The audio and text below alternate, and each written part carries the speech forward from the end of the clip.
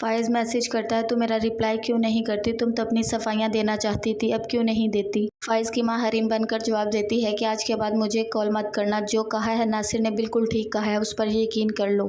پھر ناصر کو کال کرتی ہے اور کہتی ہے کہ تمہیں تمہارے پیسے مل جائیں گے، اگر تم نے مجھے دوبارہ کال کی تو موت کا فرشتہ ملے گا تمہیں آ کر۔ ابھی تو کچھ چوٹیں آئی ہیں، انہیں یاد رکھنا، مجھ سے برا کوئی نہیں ہوگا۔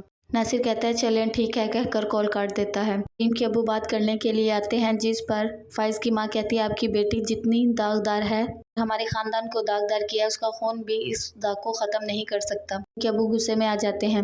فائز آتا ہے تو فائز سے بات کرنے کی کوشش کرتے ہیں۔ فائز کہتا ہے مجھے آپ کی کوئی بات نہیں سننی، آپ یہاں سے چلے جائیں۔ میں اس مقام پر ہوں، یا خود کو مار لوں گا یا کسی کو مار لوں گا، لیکن میں صبر کیے ہوئے ہوں، تو شکر کریں، آپ یہاں سے چلے جائیں، مجھے آپ لوگوں سے کوئی رشتہ نہیں رکھنا۔ ریحان کے سسر کہتے ہیں اپنے بابا سے اپنی پراپرٹی لو اور باہر ہمارے پاس شفٹ ہو جانا، تمہارے بابا کا بزنس ایک ڈوبتی ہوئی کشتی کی طرح ہے۔ ریحان کہتا ہے آپ پریشان مت ہو، ہم آپ کے ساتھ وہیں رہیں گے۔ حریم کو کمپنی سے کال آتی ہے آپ انٹرویو کے لیے آ جائیں۔ حریم بہت خوش ہوتی ہے اور اپنے ابو کو کہتی ہے کہ میں دنیا کے ساتھ لڑنا چاہتی ہوں، میں نے دنیا کے چہرے بے نقاب ہوتے دیکھ لیے ہیں، اب اپنے پاؤں پر کھڑا ہونا چاہتی ہوں۔ جس پر اس کے ابو اسے تسلی دیتے اور کہتے ہیں بیٹا جو تمہیں ٹھیک لگے تم کرو، میں تمہارے ساتھ ہوں ہمیشہ۔ لائبہ کی ساس آتی ہے، تبھی اس کی بڑی بھابھی بھی آ جاتی ہے۔ امی ابو باہر چلے گئے، انہیں سی آف کرنے گئے تھے، جس پر ساس کہتی ہے مجھے بتایا تک نہیں۔ بہو کہتی ہے کہ جب ہم جائیں گے تو آپ کو ضرور بتا کر جائیں گے۔ لائبہ کی ساس بیٹھی مسکرا رہی ہوتی ہے۔ ریحان سے اس کی ماں پوچھتی ہے آپ لوگ باہر جا رہے ہو، مجھے بتایا تک نہیں۔ ریحان کہتا ہے ابھی ٹور کے لیے جا رہے ہیں، آپ کو بتا کر ضرور جائیں گے۔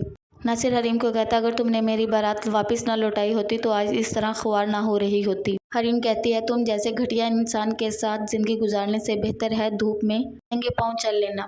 ریحان کی ماں سے کہتی ہے تمہاری بیوی نے مجھ سے کیسے بات کی ہے لائبہ کی ساس کے سامنے؟ ریحان کہتا ماما ایسا بھی کیا کہہ دیا اس نے، آپ اتنا مائنڈ کیوں کر رہی ہیں؟ میں نے بابا سے بات کر لی، ہم باہر شفٹ ہو جائیں گے، اب آپ سے بھی کہہ رہا ہوں مجھے میرا حصہ چاہیے۔ تبھی ریحان کی بیوی بھی آ جاتی ہے اور آ کر کہتی ہے ممی آپ جو باتیں کر رہی ہیں میں بھی جانتی ہوں آپ کو، میری فیملی کو جاننے کے لیے کسی کی تصدیق کی ضرورت نہیں، لیکن میں آپ کا بیک گراؤنڈ جانتی ہوں۔ جس پر اس کی ساس کہتی ہے اپنی بکواس بند کرو۔ ریحان اپنی ماں کو کہتا ہے کہ آپ کس طرح بات کر رہی ہیں میری بیوی سے۔ حریم جب انٹرویو دینے کے لیے آتی ہے تو دیکھتی ہے یہ وہی انسان ہوتا ہے جو اسے راستے میں گھر ڈراپ کرنے کے لیے جاتا ہے۔ وہ بھی دیکھ کر اچانک سے چونک جاتا ہے اور پوچھتا ہے وہ آپ حریم؟